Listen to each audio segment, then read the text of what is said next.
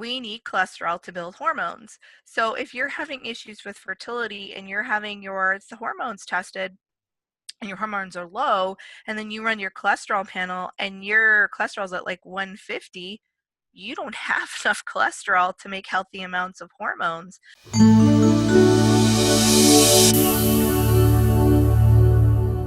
Hey everyone, welcome back to Fab Fertile TV. Today we're digging into blood chemistry and how we look at your blood chemistry results using functional levels. So definitely we elaborate on this topic a lot more on the Get Pregnant Naturally podcast. It's on episode number 32.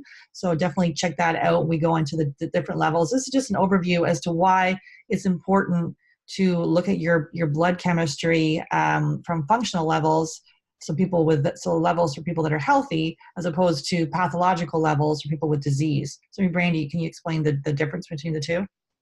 Yeah, so we definitely dug deeper into that in the podcast, but just to recap why functional medicine looks at things differently is when you go to your doctor and you see a lab reference range, what that reference range is they take a population of people. So let's take, for example, 10,000 people, and of those 10,000 people, who has a disease? And so then they determine, okay, well, people who don't have a disease fall in this range, so that's going to be considered the healthy range. Now, when we look at it with functional medicine, just because these people, those 10,000 people, don't necessarily have a disease, a lot of them are probably coming with symptoms. And so we tighten that range to look at, this is the range where people feel optimal. Their health is good. They have lots of energy. They're not having a lot of symptoms. And so that would be considered a functional range. So we look at the numbers very differently, and we look at them on whether or not they fit into the functional range rather than the pathological range that your doctor looks at. Absolutely. So we will do a full blood chemistry review. This is, if you'd like a full blood chemistry review, we can do that individually, or it's also part of our couples coaching program. And there's more details on the couples coaching program in episode number 6 on the Get Pregnant Naturally podcast. But as far as the blood chemistry, and we also do this for both our male and female partners in the couples coaching program. So with the blood chemistry, we typically, it's one of the main ones that we always ask people for is a full thyroid panel, because a lot of conventional doctors will only look at the TSH. So we look at the full panel, and we've discovered people that weren't, that had Hashimoto's, or they have, autoimmune disease, and it's been missed. So the thyroid, if we can just go into that for a little bit. Yeah, so generally when you go to your doctor, they're going to run a TSH, which is thyroid stimulating hormone. It's actually a hormone secreted by the pituitary to signal the thyroid. It's not actual thyroid hormone. And then they'll look at maybe T4, which is the main thyroid hormone, but it's inactive thyroid hormone. And so a lot of times people will get those done by their doctor, and the range could be anywhere from 0.5 to 6. Which is really, really wide, whereas the conventional range is a lot tighter, and it goes from like 0.5 to 2. So it's a lot tighter of a range. Yeah. So we'll have people come to us who their TSH is at like 3.4, and their doctor says, oh, it's perfectly fine. It's within the range. There's nothing wrong with it. Well, no, that's elevated.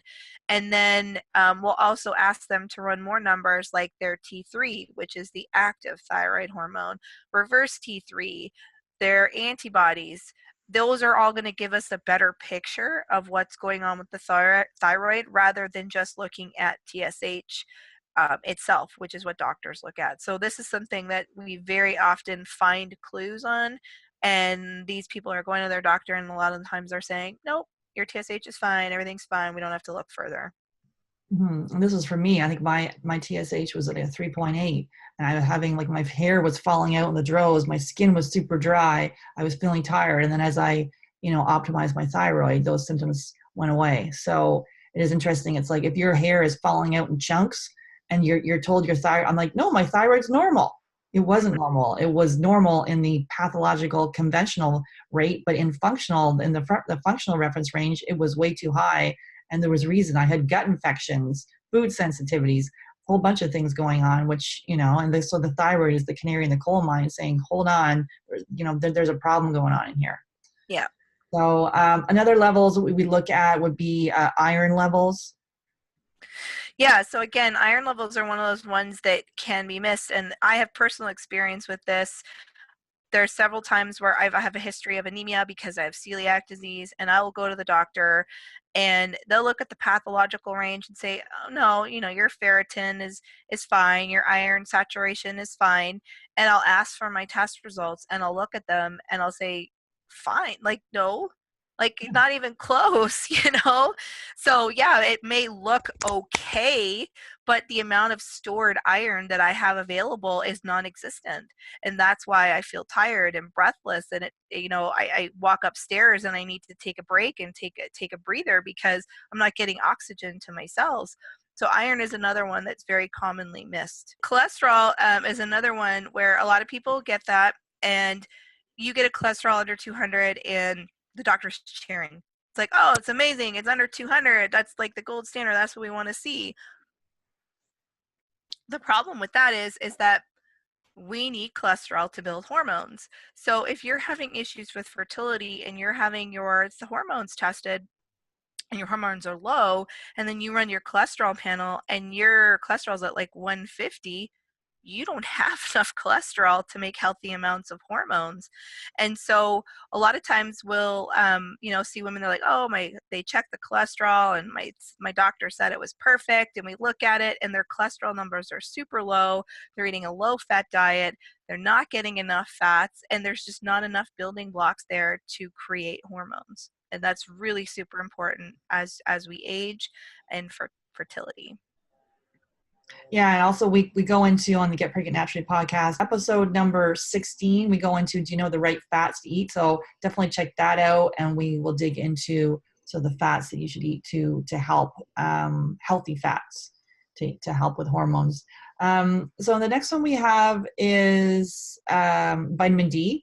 So typically, the majority of people that we work with, it comes back, their vitamin D is low. So they even may know it's low from a conventional standpoint, but from a functional standpoint, it looks even lower. So it's a huge red flag. We go into detail on podcast episode 35 with Dr. Will Cole. So we'll definitely check that one out on vitamin D. But why is vitamin D is it kind of like that red flag or a marker? It's important. So when we're working with couples, so for fertility and immunity, so especially if we have somebody who does have autoimmunity, you want to see your vitamin D levels between 60 and 80.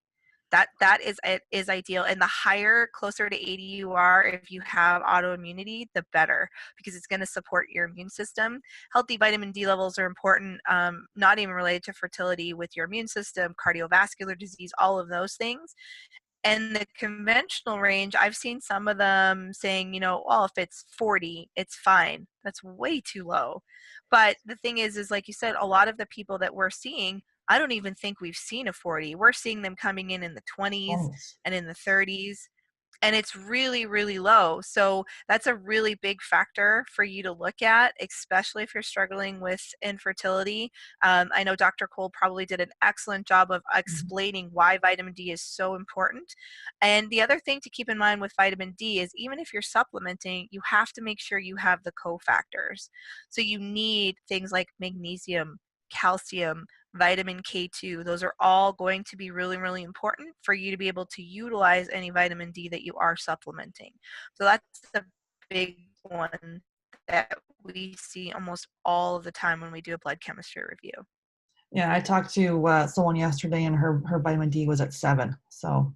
Oh my goodness. Yeah, and yes. She hadn't had a period in years. So with hypothalamic amenorrhea. So yeah, it's a huge flag. So if you're struggling with infertility and you haven't had your blood chemistry reviewed and functional levels, we offer this as part of our couples coaching program.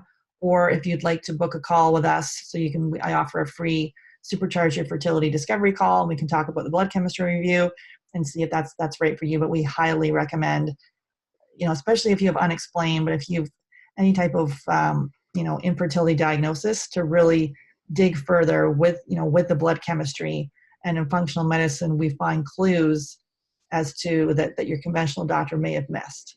So definitely book your call and we'll chat soon.